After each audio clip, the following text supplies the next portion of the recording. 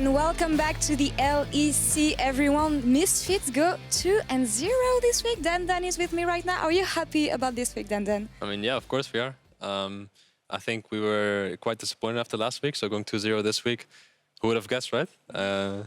Yeah, I think it's unexpected for a lot of people, and glad we could prove some people wrong. Is it as unexpected as you being the Qiyana player of the game here? Because you are. Well, I think all my teammates played quite well. So I don't know if it's really deserved, but of course, I mean, if someone's going to give me MVP, then I'm not going to say no, you know, so... You get it, you take it. I mean, and talking a bit more about this game here, it didn't really begin as it should have, maybe. What did you miss in the early game? I think it's still difficult for us to really find what lane to play around in the early game. We oftentimes don't really execute our plans quite well. We don't communicate about how our lane statuses go, so it's just small slip-ups like this. I also had a pretty poor trade, level 3, so yeah, and then we didn't really communicate the TP, and then yeah, we just got dove, but it's fine because we know our matchups, we know that our mid game is quite good, so that's just, yeah, we're still confident after that dive. It's funny that you mentioned communication and especially mid-game because I want to show you some replay.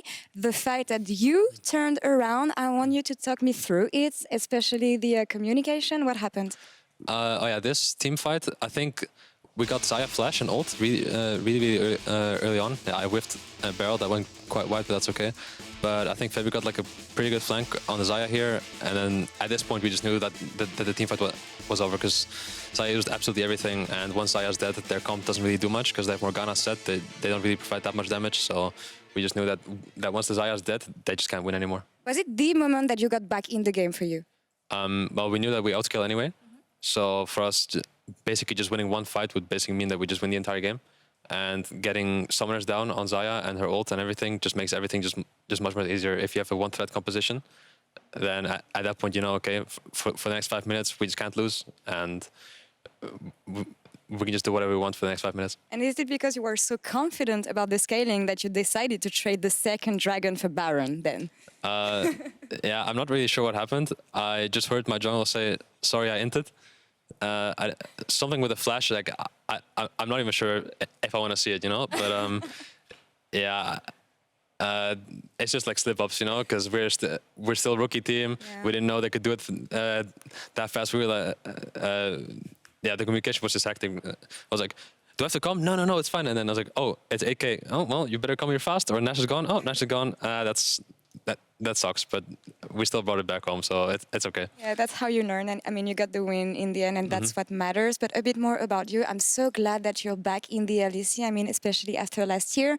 What is your mindset now compared to last year with the emergency roster swap that happened in the middle of summer split? Well, it's different, because last split, the half that I played was just with 5 very strong personalities, with 5 very strong individual players.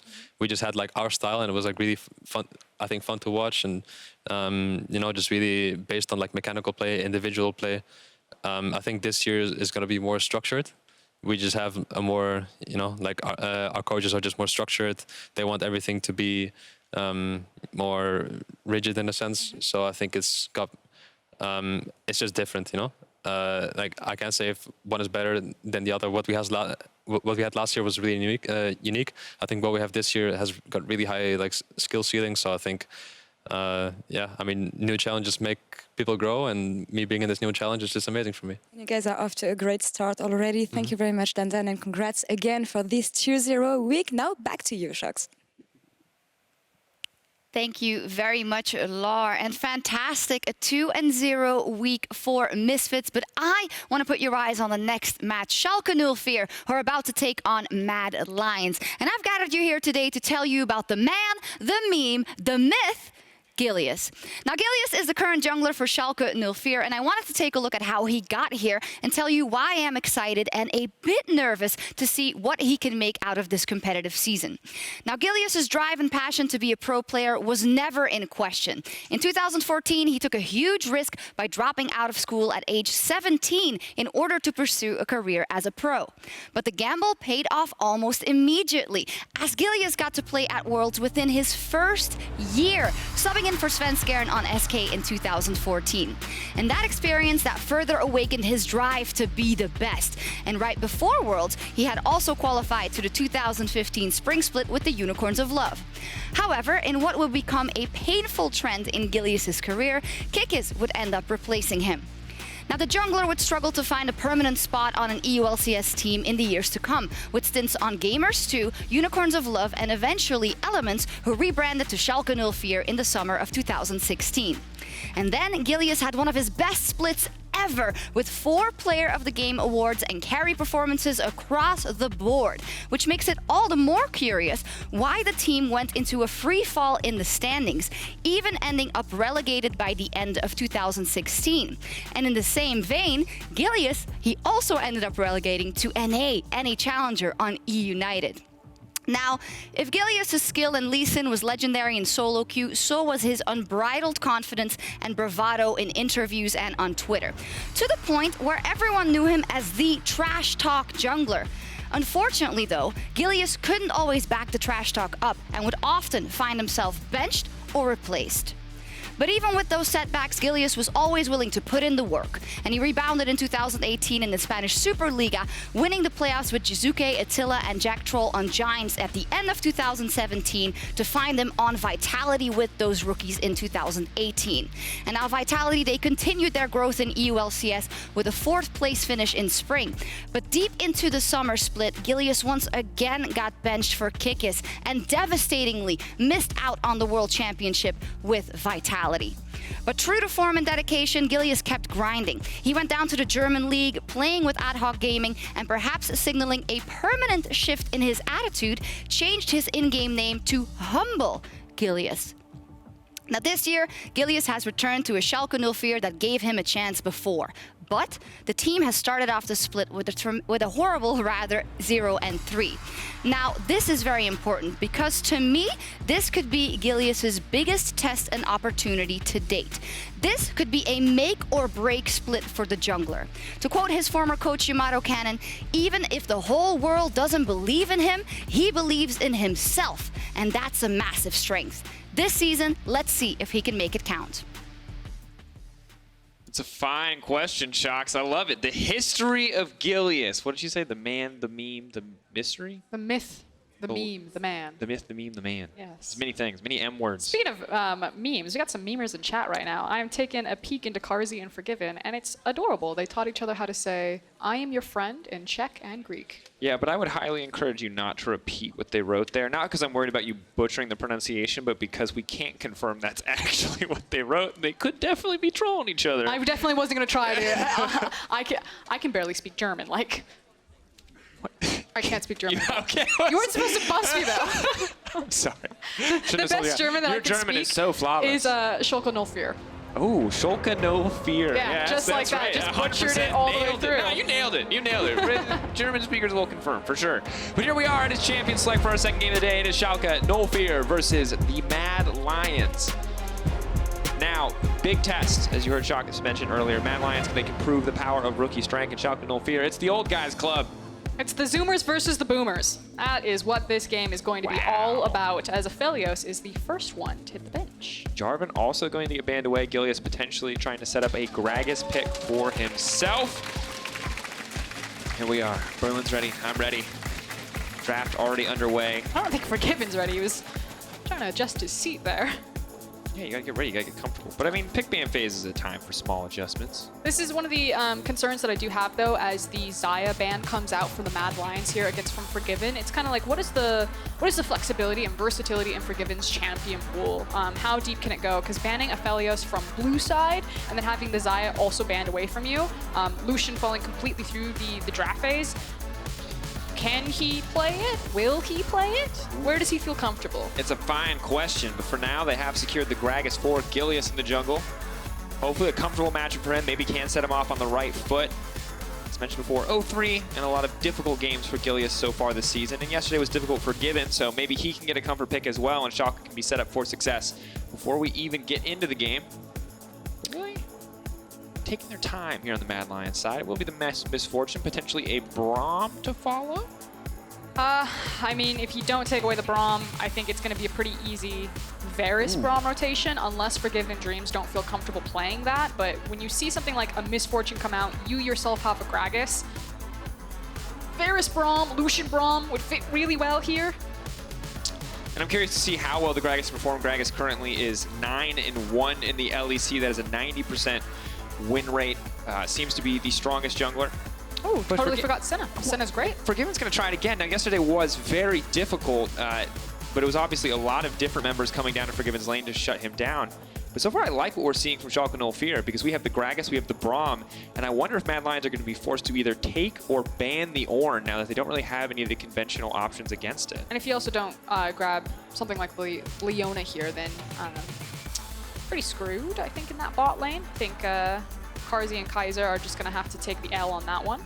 Senna and Braum. Senna, for me, is kind of like the top tier of the ADC, just because I think she's versatile with all of the supports that are currently in the rotation, especially around with the Braum. Whereas I think Misfortune really does need that Leo combo to kind of hold her own into the lane phase. So we'll see if Schalke want to try to take that one away. Second ban phase, Pantheon is going to be the first to hit it. We'll have to see if the bot lane focus we expect to come through will be there, in which solo laners are going to get taken off the table because the final lock-in for the Mad Lions is the Qiyana. Now we expect this to go into the hands of Humanoid, with Elise already confirmed for the jungle, but we've heard rumors of being more of a flex pick on red side. The Thresh, however, will be the option. And I like this because a lot of the safety for MF is there once you add the Thresh, you know, a pseudo escape for a champion who's otherwise quite immobile. But the Renekton banned away too, so they just are not interested in dealing with the Odoamne power laning phase. And Leona, as you predicted, will be the final ban on the side of Schalke. Yeah, so it's kind of what power pick are they going to get for the top lane here? You did mention that the Ornn has slipped through, but if you take an Ornn right now with Gangplank still available, I just kind of feel like that's going to be the really easy option. What we agreed over the course of the break was the Gangplank is a pretty just disgusting champion. I mean, there's 3 really important top lane picks still available. Something like the Rumble, the Ornn, and the Gangplank are all slipped through the draft phase here. I'd love to see a Rumble. I honestly would also love to see a Mordekaiser. Anytime there is a Braum on the other side, just Mordekaiser ulting him to take that shield away for the MF ult feels so good. I think he has to go AD because he's already got a Gragas and a Senna, or the Gragas particularly from the jungle. True. So that's why we're seeing now the Aatrox come in. Abbedagge has, I believe, played this mid lane last year, but it has pretty much exclusively been top since the nerfs came out. Kind of repeatedly, actually, over the last year. Final option, though, LeBlanc seems to be growing in popularity here.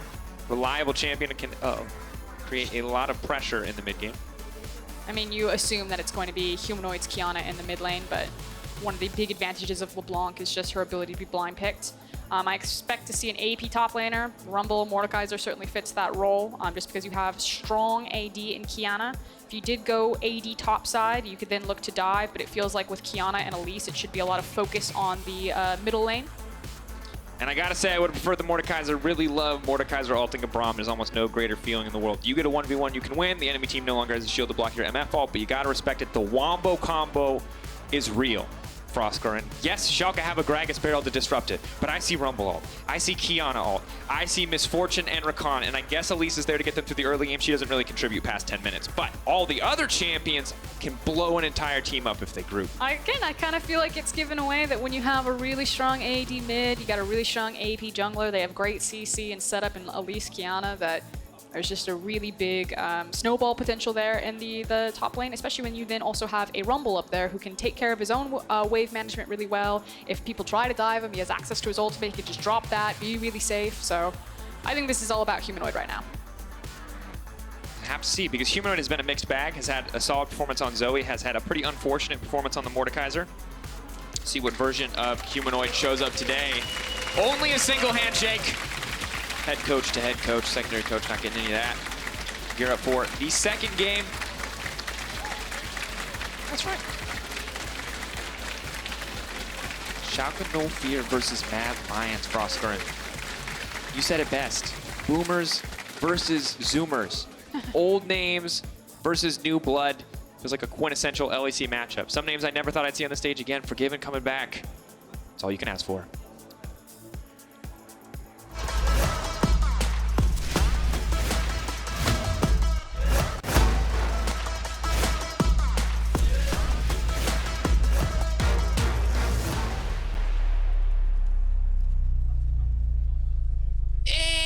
there's a pause. All right. It's, yeah. Woo! Thank you. As always, Berlin, everyone in the crowd, you're so lovely for cheering during this. Of course, the Kit Kat game pause. A bit unfortunate as we had a few yesterday, but I can't take any more Kit Kats.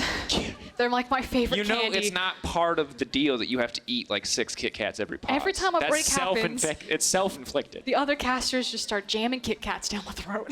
All right, well, it's a short break. So a mini Kit Kat break, we'll decide, not the full 4 bars. As we are now getting back into game, we'll pretend that the music just finished and the blah, blah, blah, blah, blah was happening. Start a skin, Berlin, go! So we're going. Woo! Yeah! Let's do it! Schalke versus Mad Lions. Boom versus Zoom. Who comes out on top? That's the #1 question. All right, Froskurinn. It's Elise versus Gragas. Gragas, most winningest jungler in the league. I think he is hilariously overpowered. Not really overpowered, he's just very strong. Elise, very underwhelming in my eyes, but how does she win this game? So I want to start with Gragas first. Okay.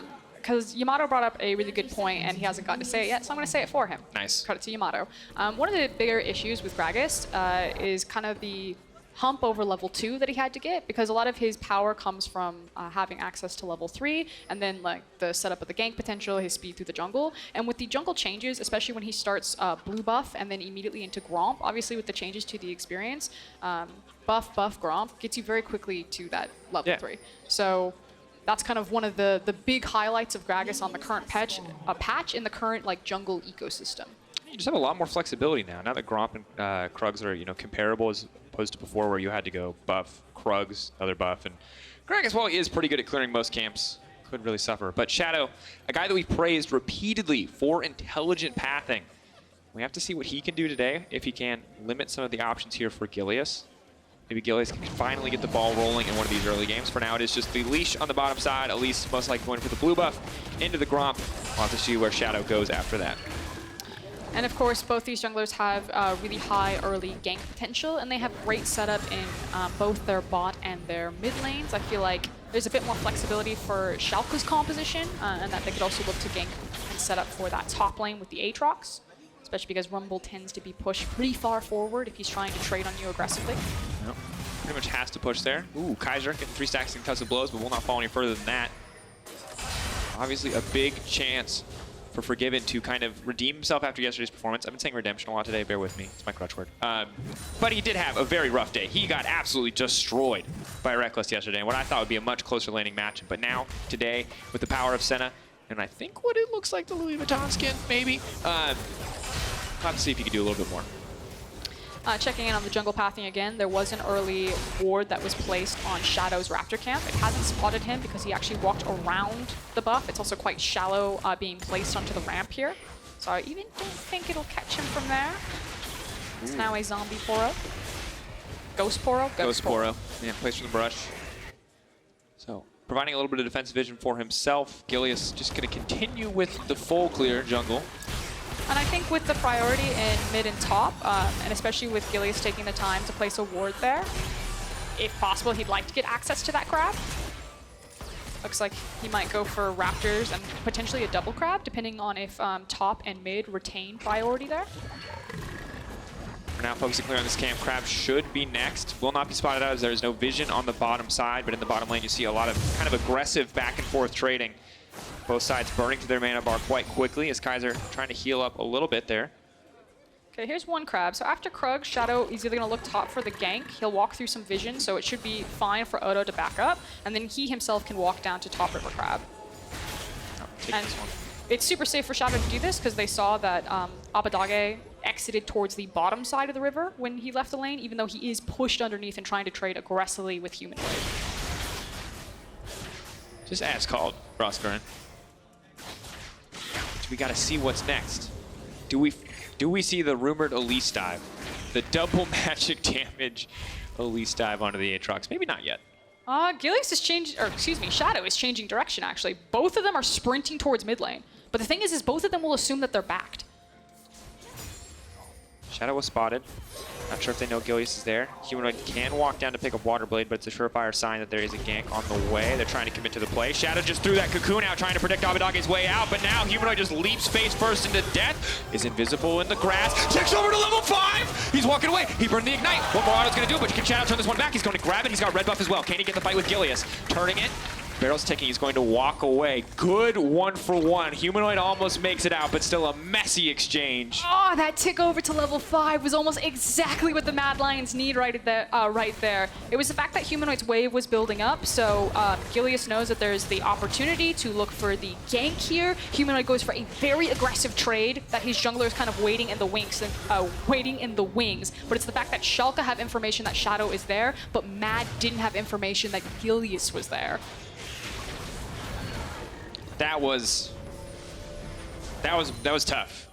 And you gotta respect Shadow for trying to go for the predict on the LeBlanc, but you could just tell the second they're behind in that play, they are not gonna get out with anything better than a 1-for-1. Lucky to get out with as much as they did. Of course, Humanoid gonna grab an assist, but Abbedagge with the kill.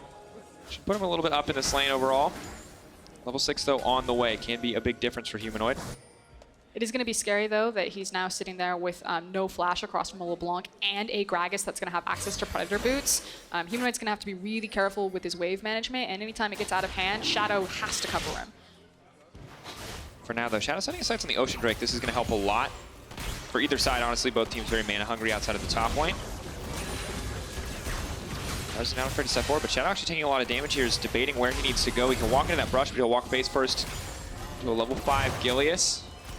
Forgiven with no mana left. They just decide they're going to back off here. I like Gilius coming down to support, making sure that his team can back away. And Shadow, sadly, not able to grab the Drake that he wanted to commit for. Yeah, really ambitious to just try to find a window where maybe Gragas wasn't going to be on that side of the map. Maybe he thought he was just going to go for a power farm and he could slip that one through, but not the case.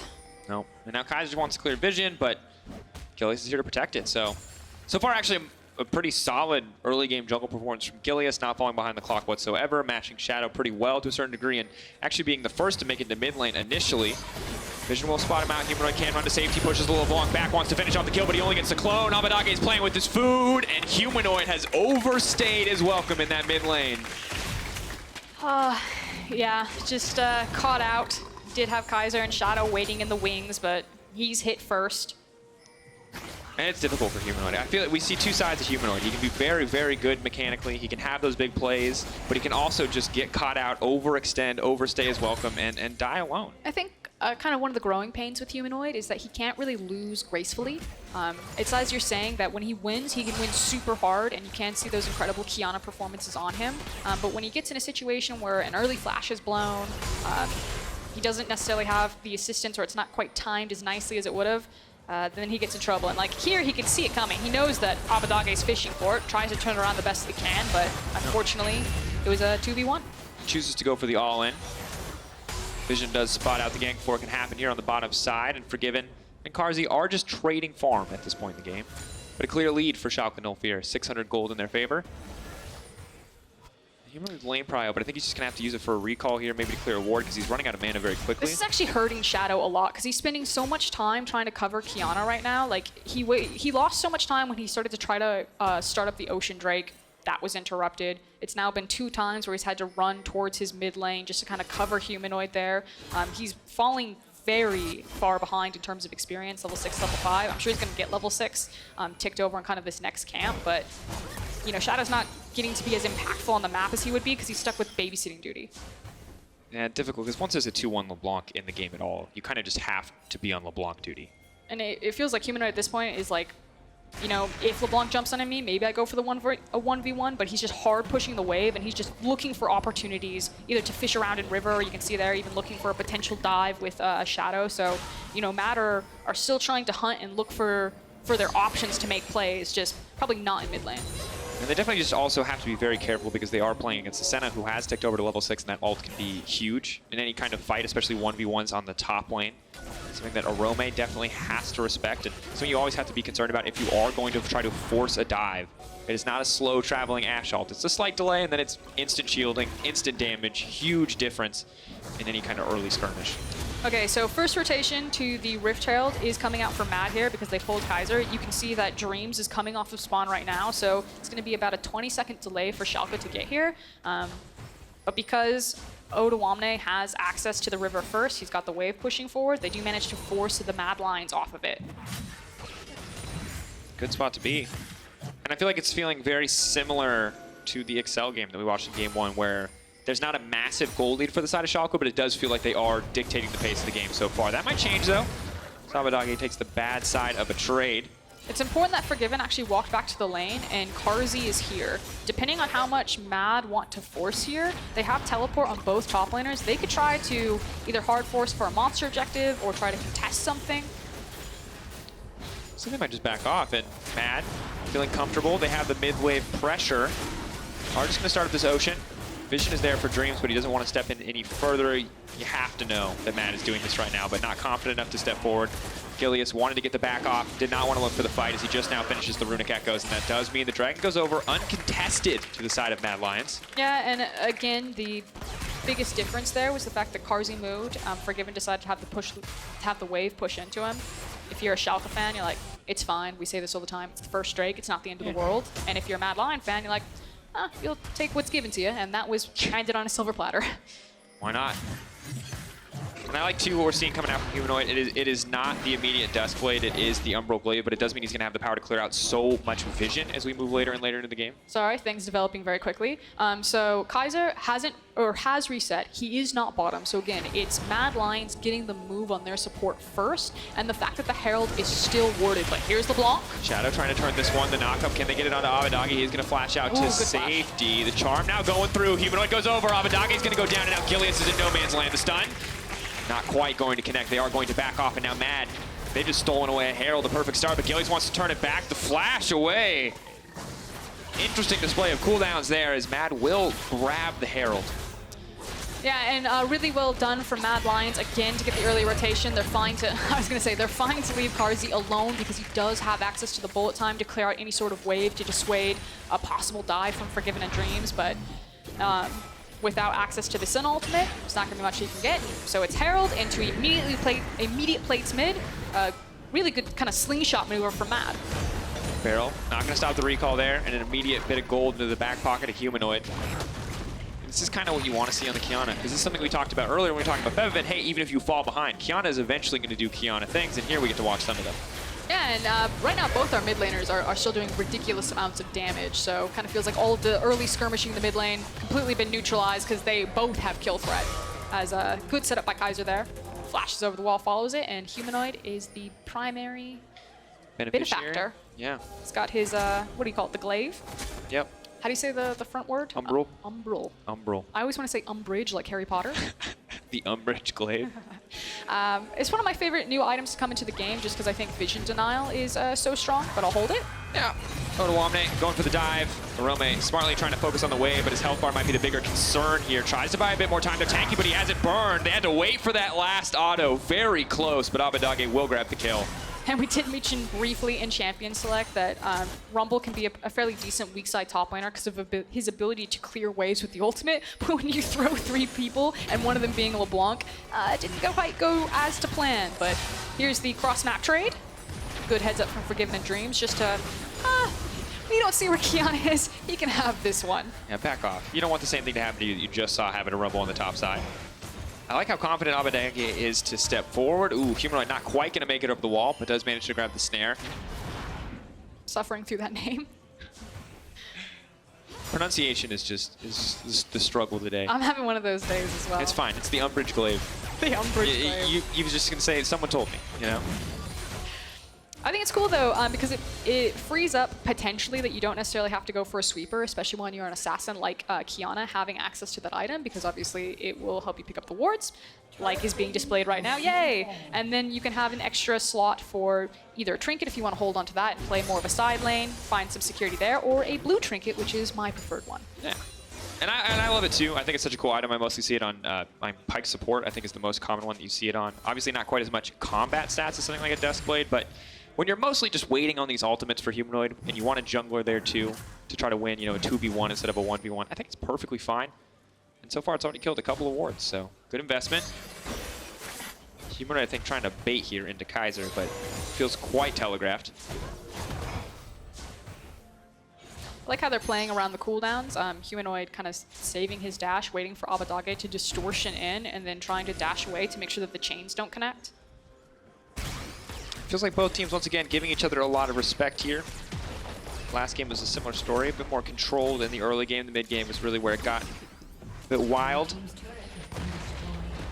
Kind of waiting to see what Abbedagge can do once he finishes a full item. Did stop for the Seeker's arm guard on the way instead of completing the Ludens. Makes sense in the matchup, but does limit his power against other champions. It's gonna have to get out. 3 people rotating, so it looks like Schalke are committing towards the top side of the map, whereas Mad Lions committing towards bot and mid.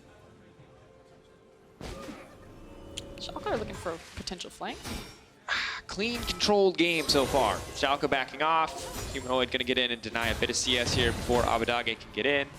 And of course, the Luden's Echo is now completed, so Wonk will need a bit more respect from the side of Humanoid. But we're playing, it's Farmville. We're back in 2015, 2017, not 2017. 2008, that's what I was looking for, not the teens. Farmville was a thing.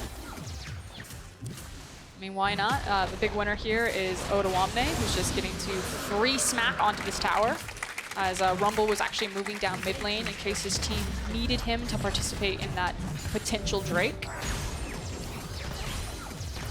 Here we are, 2 Drakes for Mad Lions. So while it was very strong initially for Schalke, the game has balanced out, and Mad now getting these small advantages in their favor. Once again, Cloud not necessarily the thing you care too much about. Obviously, you care more if you're on the side of Mad because they have so many incredible team fighting alts, but still, the 3 back-to-back Infernals, or the 2 to 4. I mean, can you get 6? You get 5. You get 5 Infernals from this. Is this going to be a 5 Infernal game, is my question. Right now, though, Schalke had the earlier rotation here set up on the bot lane, so you can see that Gilius was shadowing above Abbedagge, seeing if you move face check into the brush, possibly looking for a pick. Good respect for Mad Lions not to just go wandering into dark bushes, despite being later out on the map. And we're hitting that point in the game that I think is difficult for any team that is kind of newly formed. For Mad Lions, a lot of rookies, not as much experience in these kind of stalled out mid-game states. And for Schalke No Fear, this is a team that has a lot of veteran players with a lot of different opinions. And we're going to have to see if that experience kind of pays off, if they can be the more decisive team, if they can kind of pull the trigger faster on some of the plays to come. Because that could be a big advantage. Or maybe Humanoid, as kind of the newly minted leader of an otherwise rookie lineup, can make some stuff happen. But there it is, folks. There's a Morellonomicon. Feel free to tweet LS, as many of you will. And that's going to be instantly Gilius one-shot. Wow! I was about to... Wow, Humanoid took the words I was going to say. Wow, Gilius having a really solid game, 0-0-3, So and then he your immediately gets one-shot. Yeah, cast or curse. Yeah, that's the thing about the Qiyana there. Is that if she finds anyone, she's probably just going to immediately pop them, which is why I don't. Again, going for the Umbral Glaive, even though it wasn't like something like a Duskblade, which would have a bit more punch to it. Ooh, Abbedagge might have bit off a bit more than he could chew. He's now running for his life. The Ignite's going down. Humanoid could dash to a minion here in a second. Forgiven trying to save the day. And now we're starting to see why the Seeker's Arm Guard came out so early. Humanoid almost killing Abbedagge there. What I was going to say, though, is that Humanoid has kill pressure on virtually anyone on the map right now. It's not like there's kind of a true tank on any of those champions for Schalke, so he's going to feel really bold to look for those plays as Gilius is looking for revenge. Humanoid can go invisible in the creep wave, can dash through. There's Gilius, no ultimate. The body slam. How much more time? The knockback. Definitely not what Gilius wanted. Taking him out to safety. Abbedagge's left him. Humanoid. Is he going to get the reset? Is this his highlight moment? The Q through. Gilius! But 1-for-1 in the end. That has to feel bad. Humanoid out of nowhere on a killing spree. And Humanoid was feeling himself. He held onto his flash that entire time, so he was just trying to pick his moment, wait for it, see how he could get the outplay. He wanted the 2v1 outplay. He preferably, obviously, wanted to kill both of them there. But he could have walked away. I have never seen more gold thrown at a single player than in that moment.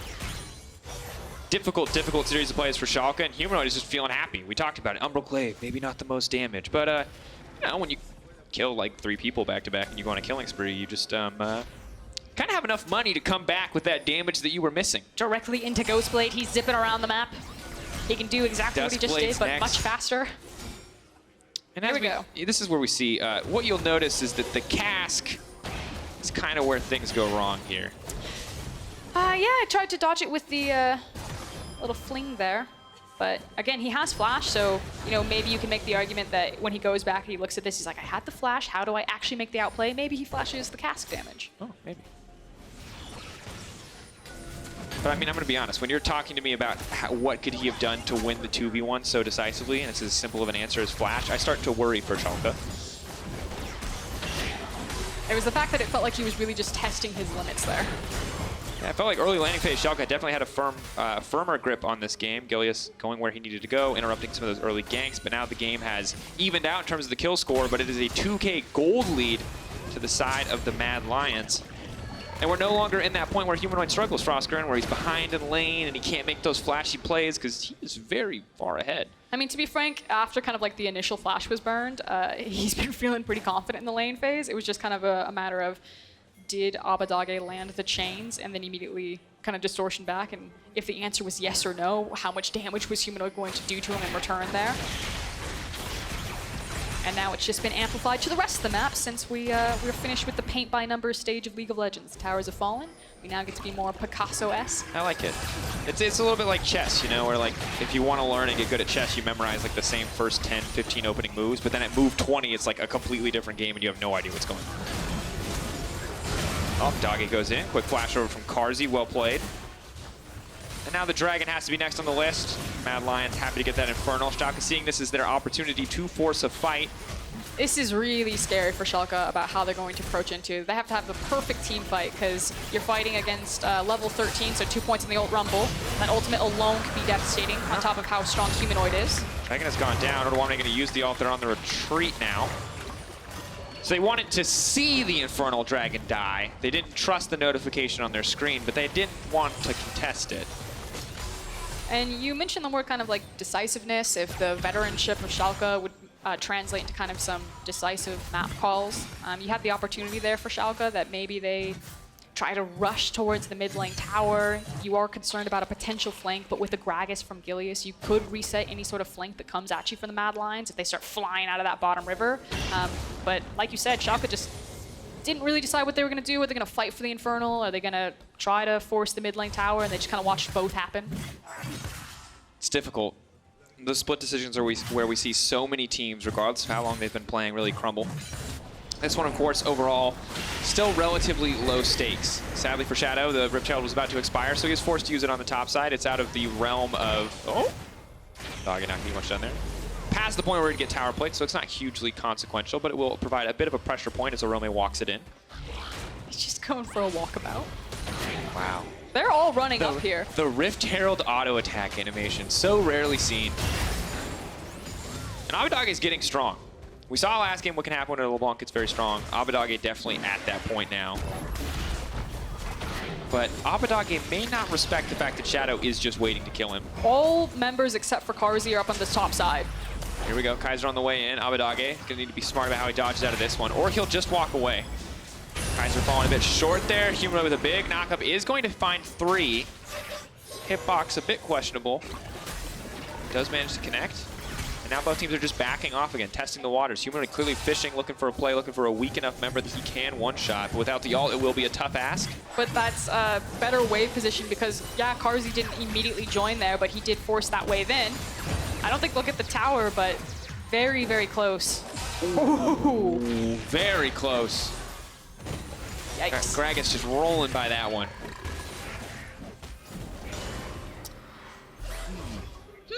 Yeah, is right, Froskurinn. How are you feeling about this game right now? How are you feeling? What have you learned about both these teams? I feel like we've been just kind of shoving some waves back and forth to each other. Yeah. We can't really decide where we want to fight. Both of our mid laners have assassination potential. And they have, as you can see in the damage graph, assassinated some people. 8,000 to 8,000 in terms of damage, although a bit more in the favor of Humanoid. Well, and the good news for Matt is, like, I don't really feel like they're under a huge amount of pressure to do anything. Odoamne going to try to commit to the play here, but Shadow's on the way. And Shadow shadowing Humanoid has been very good, but Humanoid now over-committing That's not what you want to see. Well, the make or break play may have just happened right before our eyes as Shadow has to run for his life. Dunked down by Odoamne. Topside tower will fall in favor of Mad Lions, but a double kill goes through for the Aatrox. The only unfortunate thing is that there's nothing for them to immediately translate into. If Carzzy really does feel pressured on this wave, you still have access to the bullet time. Oh, as I say that, though, they're like, Shadow's dead, rush the Baron. I like it. Schalke now being very decisive. Ooh, it's on Abbedagge, though, to kind of try to disrupt this, because they have Rumble ult, MF ult, so you can't realistically sit in the pit for too long. Kaiser half health. Keep your eyes on that LeBlanc ulti cooldown. That might just be Carzzy's, or rather Kaiser's death. Abbedagge still stepping forward, still poking. 10k health, Baron getting lower, wards going over the wall. They have a vague idea of what's happening. Could be a big Rumble ulti, but it's just helping him kill the Baron a bit faster. Actually, barely touching it. Odoamne wants to finish it out. Shadow's alive. Humanoid on the way in. 5k health. They don't want to finish the Baron. They're going to back off. Well held by the side of Mad and Schalke. Going to feel bad. They could have definitely taken the mid lane tower. Instead, they tried to go for the Baron play, and they're not going to get it. Okay, we're going to take another look at this one. It's the fact that Humanoid and Shadow are just fishing for an assassination out onto the side lane. But it's Schalke that get to the play first. Forgiven with a nice little shield there. Some heals to follow it up with the Senna. The big thing for me, though, was the reset that happened after the initial Baron, and I'm actually going to quickly check to see what happened. All right, as we look through this replay, come back to live state. Mad feeling empowered. Yes, a bit of a difficult game there, but they are back onto the map. We'll see what objectives they can take. And don't forget, folks, Alienware Match of the Week is Game 5. G2 versus Origin 2, currently undefeated teams. Who will come out on top?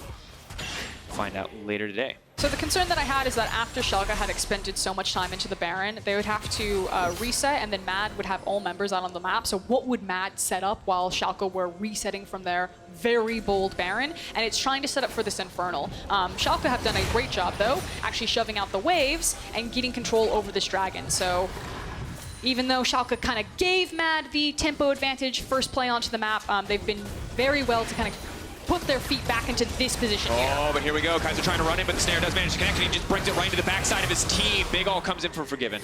Gonna offer some shielding, but not a whole lot of damage. Shadow now flashing out to safety. They're trying to find the chase. Gilius knocking back Orome.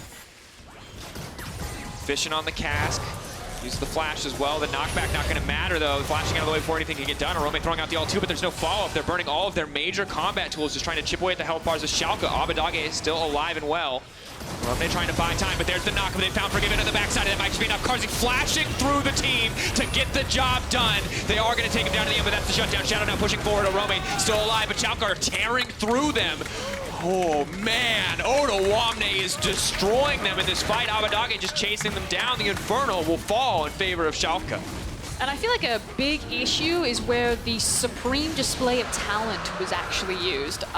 We'll try to follow it in the replay. If I'm correct, I think he actually just burned it around Pixel Brush. He burned it around Pixel Brush. If he had hit someone, they would have been knocked back to the wall, I believe, and then the stun would have gone through. But because they flashed, no one was pushed, and nothing happened.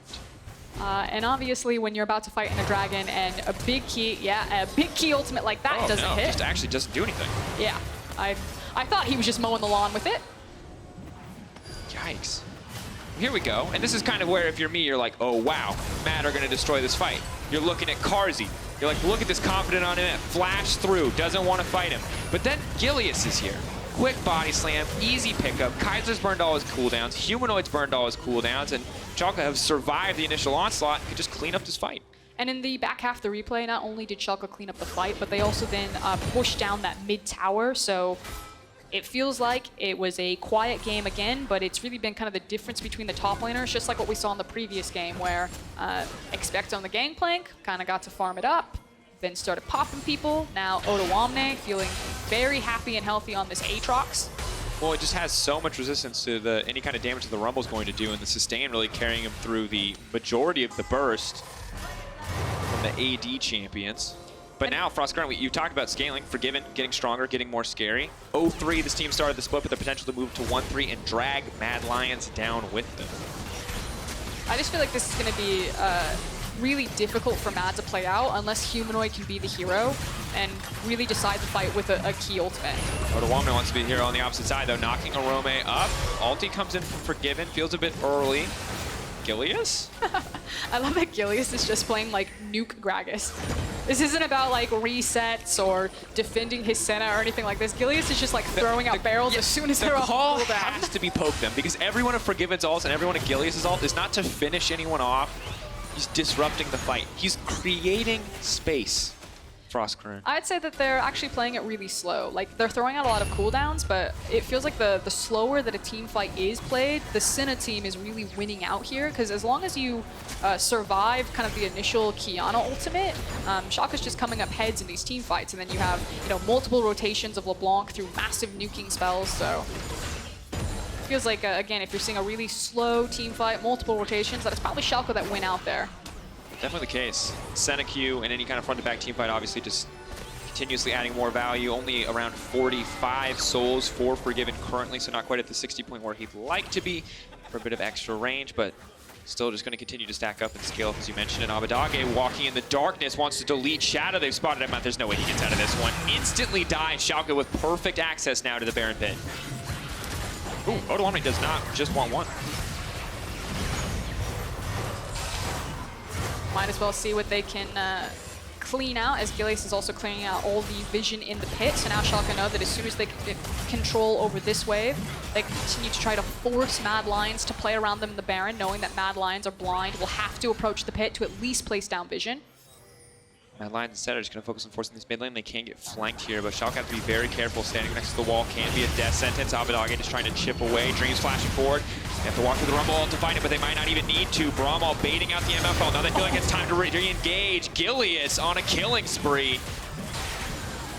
Just clean play from Schalke, waiting out these major cooldowns. Not that clean, though, if Gilius goes down here in a second. Has to flash away.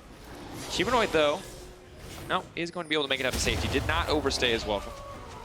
Everyone needs to reset after that fight. It feels like we've fight after fight, and it's not, you know, rotating into a Baron or changing into a tower, but it is really just a lot of this kill gold and some of these big summoners. Taking another look at this one, you already called out Dreams with the Braum wall, and then very well timed from Gilius as soon as Rumble comes out of the stopwatch to, again, from the three-point line, just dunk on him. So much damage. I mean, he went Morello's second. Hey, a lot of Morellos in this game. There's a lot of books. Reading up. Forgiven, though, runs for the hills. That ability is so powerful, so obnoxious to play against, so hard to actually start a fight against the Senna. But Baron, of course, still on the table. 23 seconds until the Infernal Drake, but you can see Baron not in the sights of the Mad Lions. They would rather have that Drake instead, knowing that the Soul is going to be a big difference in the fights to come. However, with the vision, it looks like they might be looking for a pick. Going to force the TP out from Odoamne as he completes the Death's Dance. This is one scary Aatrox. Still feel like it's opening up team fights, though, with Abbedagge, who's really scary. Gilius doing a good job. I assume he's trying to scout for Humanoid, because that's the... That's the way that they win a fight at this point, is the big fat Qiyana ult. That's the win condition for Mad Lions. Yeah. Oh, they've been caught in the pinch, though. Abbedagge is coming over the wall. Where's Humanoid going to go now? Big ult comes in for Forgiven. Shadow taking it in, but now they're fighting in the pinch. Humanoid has to be careful here. He's going to go in. He's going to get the ult. That's going to be the bullet time. It might just be enough, but the knockback is there. Humanoid flashed out to safety. Abbedagge now on the hunt. He's locked him up. Humanoid going to go over the wall. Forgiven trying to chase him. Abbedagge goes in, and Humanoid goes down. Forgiven grabs the kill. And you saw it there, that's kind of what Mad Lions were fishing for. Not necessarily the perfect scenario, but one where you get to use the Qiyana ultimate in tandem with the Misfortune ultimate, but it's just really not enough for how spread out these fights are, for how mobile Schalke's composition is. This LeBlanc is an absolute terror in tandem with this Aatrox. And it's really just going to get harder from this point on, because the Aatrox is getting more and more AD from these Infernals. The Gragas, who's building pure AP, is already, you know, half healthing your Rumble with a single ult. Does not get easier from here. I just feel like there was kind of the 1 to 2 item window that Mad really needed to take advantage of with their composition and with the champions that they had. And now that that window has closed, that Schalke just have the scaling potential. And so it just gets infinitely harder for Mad to try to out-execute here. Yeah. And the Braum is just such a problem in these fights, too, because it just mitigates so much of what they want to do, so much of their follow-up. And sadly, the Rumble doesn't even have a Leandries yet, realistically, now building towards that item now, so not quite as much damage as they'd like in these team fights from this, you know, kind of theory-crafted Wombo combo initial set of bursts. But Humanoid gonna run right forward there. Abbedagge checks. But all of Schalke very fearless to just walk forward and dare Mad to commit. And they also have a lot of really good tools to check Fog of War there with things like the Braum Q as well as a Gragas cast. So we're fighting over mid lane position again. Yep. Schalke though can just walk up. Currently Mad looking to collapse onto Odoamne. Maybe this pick can be enough. Shrelia's used. Odoamne now has to run. Ulti being used by Kaiser. Mad just barreling down the mid lane. Wow. Abbedagge on the top side can't get anything done. Clean play coming from the side of Mad. If they can get out without losing anyone, that's just a free tower. Yeah, and that was some of Schalke's indecision. And both teams haven't been flawless in their decision making. It was that time around that Schalke, you know, disengaged towards the top side of the map. Maybe thought that they could get a flank, but the speed that Mad just fly down this lane. This could be the flank. Look at Humanoid. Abbedagge goes over the wall. Will not connect. Holding onto the ultimate for now. They have to be careful about fighting this pinch. Gilius is coming, channeling the Predator. Ready to go. They walk in here. They get multi-hit by the cast. The fight could just end in an instant. It will just push Orome out to safety. Shadow. Here we go. Going to be sacrificed. The knockup is there. Bullet time comes in. Just chipping away at Odoamne, though. Not a lot of damage there. Too early with the cooldown from Carzzy. He flashed very early on in the fight. I think he was just trying to find the right position. He thought that Schalke were going to funnel into a choke point, and that might be his moment for the bullet time. But again, Schalke, for their not necessarily the cleanest decision-making in terms of their map movements, how they are playing out the team fight slowly, being very conscious of key ultimates like the Qiyana, like the Misfortune ultimate, has really saved this game for them. And I have to say, Schalke trading ult for ult is a purely good deal for Schalke. Mad absolutely need their ultimates to win a fight. Shadow is dead! Wow! LeBlanc damage coming through. That is what Abbedagge has been fishing for all game. Repel not fast enough this time for Shadow. That's just the Schalke composition at this point, and the options that they have. Who's gonna fall for the trap? Just push down mid, maybe? Oh, scary. Walking into the darkness. Rumble no ulti available. Humanoid looks like he's got his up. Check with Rumble ult. Going through. Baron been started. I think a bit over eager from the side of Schalke because the four members that make the Wombo combo are still here, but it's Odoamne on the flank. The knockup, the disengage is there. Humanoid going to stun multiple members. Gragas incredibly low now. Odoamne has overstayed and overcommitted in the front line. Carzzy, here comes the bullet time. Can he get it? Double Gilius with a massive cast. Rumble tries to rain down fire from the sky, but it might not be enough, or is it? Mad Lions turning the fight right back. A heroic performance, a triple kill for Humanoid, and it should be a Baron for Mad. And from the brink of defeat there, the Mad Lions, very scrappy fight, managed to get this one back. Shout out to multiple members. Kaiser and Humanoid in particular. We'll get another look at the team fight there. I'm sure that there were more people who were pulling their weight, but this Rakan is really doing a lot of work this game. I gotta say, Kaiser and Carzzy, the damage as well, didn't appreciate it, but over the course of the fight, just getting so much work done. I honestly can't wait to see the replay, because it did not look winnable. When Odoamne didn't die after that initial battle. Okay, so what goes wrong here? I know that Humanoid does get access into the backline, so Odo goes for the flank. Humanoid, he has to use the ult defensively, then walks into Fog of War and kind of waits his moment and then flashes into the backline. Well, not flashes, but dashes into the backline. Yep, there's one. Ulted, but not dead. Still managed to get the Q. Still managed to auto, it looks like 3 more times. 4, 5? Almost 5 more times before he goes down. And that's all it took. That with Humanoid coming over the wall is everything that you need to win a fight. They have to one-shot Carzzy. Yeah, Humanoid, and I know this is like small things, but it is something to take note of as these team fights are happening. Humanoid and Kaiser both got into Fog of War, where Schalke didn't have vision, lost track about where the Qiyana and the Rakan were, and Qiyana manages to assassinate 2 people, and Kaiser, yeah, the fight was already lost for Schalke there, but did manage to kind of turn around and knock up 2 people in tandem. So Schalke just need to be a bit more aware about fighting on the vision. But here we go. Gilius instantly just deleted. They want this. They're going to get a Dragon Soul going down. Abbedagge trying to turn something back, but now Mad are on the hunt. They have control, and they're not going to give it up. Humanoid chasing forward. Has the ultimate available. Schalke has to be careful about this retreat. Very good to just instantly one-shot the Gragas there in that play. And the thing is anytime, so the tables have now shifted to whatever team kind of gets to an area first and gets vision control over it, because of LeBlanc and Qiyana at this point, it's just like hard winning these fights because they just come in and they immediately delete someone. And the fights are so scrappy and so messy, like you are not getting to see the perfect execution that either team composition wants. It is literally just, does Abbedagge or Humanoid press their buttons first or find their target first? Ooh, Humanoid, though, getting a little bit risky here, trying to go back. Now going to be in trouble, forced to flash away as the redemption comes through. But meanwhile, mid lane is breaking. Forgiven is burning. Rumble ult is used. They're just buying space. They're just buying time. Clearing out mid lane, now shifting their attention to bot lane as another wave will crash in. Cocoon does land. Doesn't look to fall upstairs quite yet. Schalke holding on for now, but they're just stalling for the cannon minions on the side of Mad. They will break this one down. Kaiser forced to dash out of safety, but honestly, Schalke just don't really have the tools right now to kick this one off. Ooh, Abbedagge, though, once again, rinse and repeat. If it worked once, why not try it again? Instantly dead, Elise. That feels like this entire game, though. It's Abbedagge doing that, or it's Humanoid doing that. And whoever gets to do it more, that's who's going to win. That's what this has come down to. There has been some very interesting dance maneuvers around mid lane for this game. Yeah. Some say that they're still looking for a flank. This is a tango between LeBlanc and Qiyana. Qiyana's got GA, though, so... An extra life. She's ready to dance. Abbedagge has a lot of damage. He's got the Void Staff and the Death Cap, and you can see this. It's been an emotional roller coaster. And similar to a roller coaster, the differences started out very small, insignificant. But then as we get to that moment where the team fight goes entirely bad, just like a roller coaster, gets hype, comes right back down. Wow. This game is a mess, Frosco.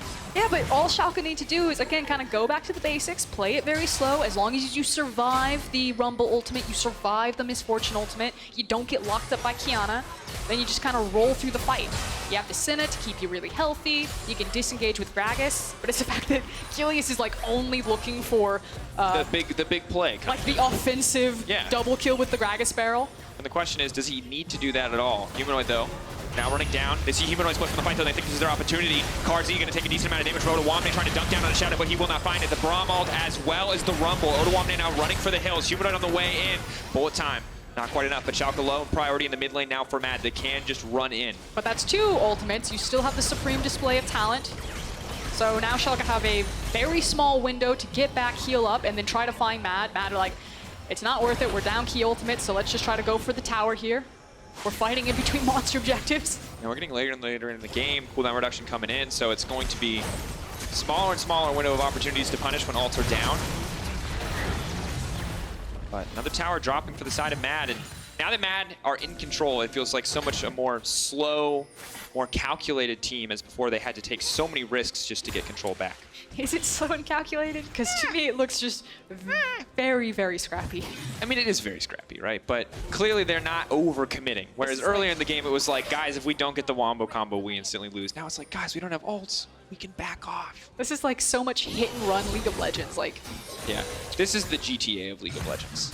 Like, Gilius is just driving his car next to that Baron pit. They're like, what are they doing? And they just yank him out. It's not allowed. Oh. I've played GTA online, and it does feel like this at points. Where you're like, this isn't how this is supposed to work, and none of this is fun. The RP player's like, what are you doing?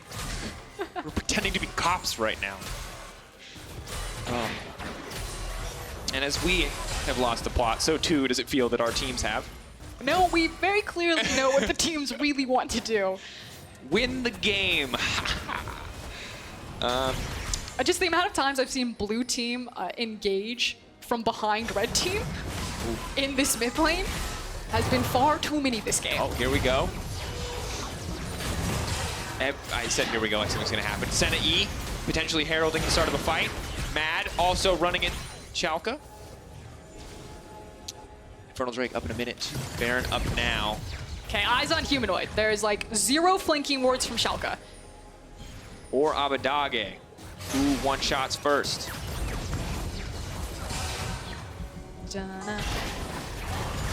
It's like a game of tag, and Humanoid and Abbedagge are it. Everyone else is simply fodder. Everyone else is just running. Just maybe run up mid. Don't walk in there. It's dark and scary. Barrel. Cleverly sidestepped by Kaiser as he sets up his big moment. Here we go. He's going to Shirelia's. Never mind. He's going to hit the ward. They're chasing. Kaiser's getting frisky. Odoamne's poking. Humanoid, if he gets pulled back, might be dead. Dreams is fishing with the ultimate. Orome caught out, but Carzzy waiting over the wall. Someone go to a side lane. Someone get out of here. Call this the NALCS preview. Am I right? We're just warming them up. Okay, Humanoid very deep behind them. Okay, he's lured them in. He's looking to go over the wall. Can he get it? 4K health. Gilius, his chance for redemption. The barrel over the wall. The knockups, they're not going to let him have it. Humanoid buying a bit more time, and down comes a rain of fire. Orome and the rest of Mad Lions walk away with the Baron, and they might walk away with a few kills as well. Here comes a big bullet time. Flash into melee range of an Aatrox. Now that's a play with style. Well done, Carzzy and the Mad Lions. Oh, and in the back of that fight, Abbedagge goes in and he immediately gets deleted. He tried to blow some people up, the fight got split, and now Mad Lions have finally done it. We looked at each other for about 15 minutes in that mid lane, but We're cycling through analogies. It's GTA, it's Animal Planet, it's a game of tag, but at the end of the day, it's a game of League of Legends, and Mad Lions have come out on top. Just took a little bit of decision for a long time, yeah. Big smile on Shadow's face right there. 2-2 the score for the Mad Lions. Sadly for Schalke, living up to the no fear in their name. And they had to fight back. They had to claw that one back. Lost control of the game for a while. Out-executed in a lot of these late-game team fights. Yeah, and just, I'm at a loss for words. Those team fights were wacky. I just love when both mid laners are just shooting off into the side and they're just looking for the flanks, looking to get squirrely. It's like those scenes in movies where the guys are gonna fight and they just circle each other, but for like 40 minutes. Like an episode of Dragon Ball Z. Yeah, it's just like, guys, we're on the episode where they charge, they're not gonna hit each other yet. That's what it was. They were charging. They were charging. The Kamehameha. Yeah, sure. But then, you know, someone hit Super Saiyan 3 first, you know, to go beyond. Beyond. And that's it. It's over. Feel bad for Abbedagge. Had a pretty fantastic game on the LeBlanc, but despite his best efforts to one-shot Shadow a million times, it was not enough. And of course, you can vote now for who you think on the Mad Lions roster deserves Kia Player of the Game, Humanoid, Carzzy, or Kaiser. Okay, so hear me out here. Okay. Humanoid was like the clear weapon. Sure. That he was the actual energy ball of like the Kamehameha. He's the Kamehameha. He's the thing that will actually destroy you. So we're looking at Gilius. I'll hold it. I thought you were going to explain to me what everyone else was. And Look at that! Kaiser is Face of actually joy. like the direction for it. He's the guidance there, the hands. Yeah. And then Carzzy was, we'll say, Goku himself. Yeah. He was kind of like the follow-up. He was Gohan. He was the Cell Saga, where like I guess he's the main character for this one part, but mostly it was Human. The thing was is that Humanoid was like the damage, Kaiser was like the setup, and Carzzy was the follow-up. I have a really ridiculous side story, but okay, we've still got, it looks like we're getting ready for the interview. In the original Transformers, Megatron turned into a gun and someone else had to shoot him, and that's what Humanoid was. Humanoid was original Megatron. That's my last random fill point. Let's get an interview with Carzzy. Not his birthday anymore, but still 1 year older. I mean, not a birthday win, but a win after all. But what was this game? You were telling me that you were feeling weird. Why is that so? It's because this game was a clown fiesta, and I think we should have ended it, like, I don't know, 20 minutes earlier, but in the end we won, so I guess it wasn't that bad. Why couldn't you finish before that? Because we were very undecisive, and I think we were choking a lot. I think that those are the main reasons. I don't think there is anything else. Do you think it's communication? Maybe you guys haven't worked enough with each other? I don't know. What do you attribute this to? I think we had kind of bad few days, and we knew that we have to win today. But our mental wasn't strong enough, so we were trolling a lot. Still strong enough to get you a win, and a win on what your Matter Cannon called a bad pick, because he said that MF was not such a good champion. What do you think about this? I think MF was good, because the champ overall is very strong. It's not that immobile since it has minimum movement speed, and you can get a lot of outpushes and a lot of pressure with the champion, and I think it scales really well. So There you go. And now, last question for you. You're one of the rookies of this split, and I know that Europe has built a lot of rookies over the years, and I'm wondering, since people have so much expectation with new players, do you feel the pressure coming in here in the LEC? Yes, I feel a lot of pressure because I want to become the best player. Oh, good motivation, and I hope you will achieve that. Thank you very much for the interview. Congrats Thank you. on the win. Let's take a quick break before coming back for Game 3. This is Larsen. This is Finn. We are Rogue. And today we're gonna stomp some bees.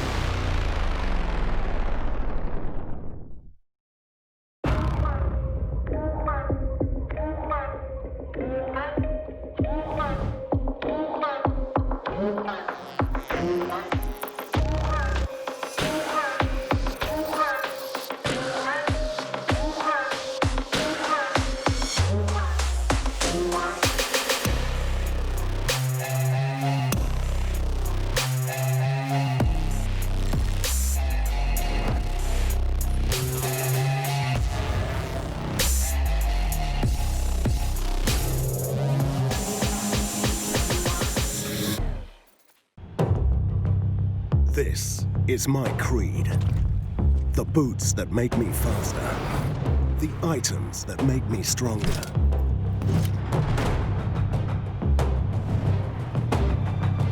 The potions that I drink. I get the best to be more powerful, so my champion rises to the top. But all this leveling up means nothing if I don't level up myself. It's the healthy potions I drink in real life that make me stronger. Because you can only rule the game when you realize you are your most important champion. To play like a pro, eat like a pro.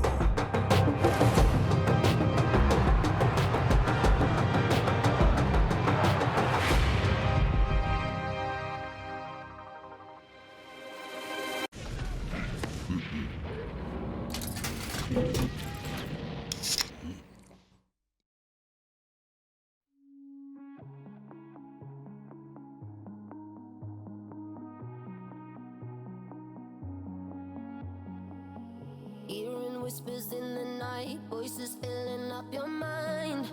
You're like a ghost of you. You've been drowning in the rain, slowly saving up the pain.